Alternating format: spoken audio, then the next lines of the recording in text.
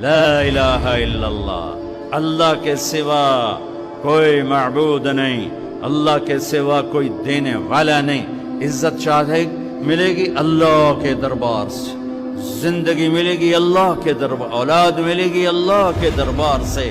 اس لیے تو میرا اللہ ایک جگہ گلہ کرتا ہے، مجھے چھوڑ کے اوروں کے پاس کیوں جاتے ہو؟ کیا میرے خزانے کم ہو گئے؟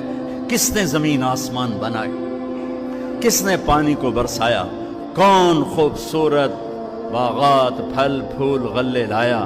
ما کان لکم ان تنبتوا شجرہا، ایک درخت پیدا کر کے دکھا دو، ایک پتا پیدا کر کے دکھا دو، ایک تنکا بنا کے دکھا دو، ایک دانہ بنا کے دکھا دو۔ پھر اللہ ضرب لگاتا ہے، سارے شرک کی جڑوں کو کاٹ کر رکھ دیتا ہے۔ اے الہم اللہ، ہے کوئی اللہ کے سوا؟ بھائیو، اللہ کی قسم، اگر اللہ راضی ہے تو موت سے خوبصورت کوئی پیغام کوئی نہیں۔ اگر اللہ راضی ہے تو موت سے خوبصورت کوئی پیغام کوئی نہیں، اور اگر اللہ ناراض ہے تو موت سے خوفناک کوئی پیغام کوئی نہیں ہے۔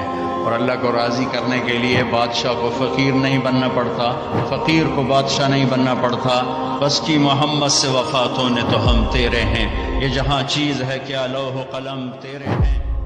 فاطمہ رضی اللہ تعالیٰ عنہ سے ملنے گئے، کہا بیٹے میں اندر آ جاؤں، میرے ساتھ عمران بھی ہیں، ایک صحابی تھے عرب سردار، میرے ساتھ عمران بھی ہیں۔ کہا ابا جان، میرے گھر میں اتنی چادر نہیں کہ اپنے آپ کو چھپا سکوں، پردہ کرنے کے لیے میرے پاس چادر کوئی نہیں، تو آپ نے اپنی چادر اندر دے دی، کہا اس سے پردہ کرنا، تو لپیٹ لی۔ اب اندر آئے تو آپ نے پوچھا، میں نے سنا تھا تو بیمار ہے، میں تیرا حال پوچھنے آیا ہوں۔ تو باپ کو دیکھ کے آنسو نکل آئے، کہ یا رسول اللہ، بیماری بھی ہے اور بھوک بھی ہے، دونوں ہی ہیں، صرف بیماری نہیں بھوک بھی ہے۔ میری بیٹی نہ رو، آج تیسرا دن ہے میں نے ایک لقمہ نہیں کھایا۔ پہلا کام یہ ہے بچوں، اپنے سر کو اللہ کے سامنے جھکانا سیکھو، ورنہ انسان اور جانور میں کوئی فرق نہیں، بلکہ اللہ کہتا بل ہم اضل، یہ جانوروں سے بدتر ہیں، چونکہ جانور تو اللہ کو منت ہے، اللہ کی تسبیح پڑھتا ہے، اللہ کو یاد کرتا ہے۔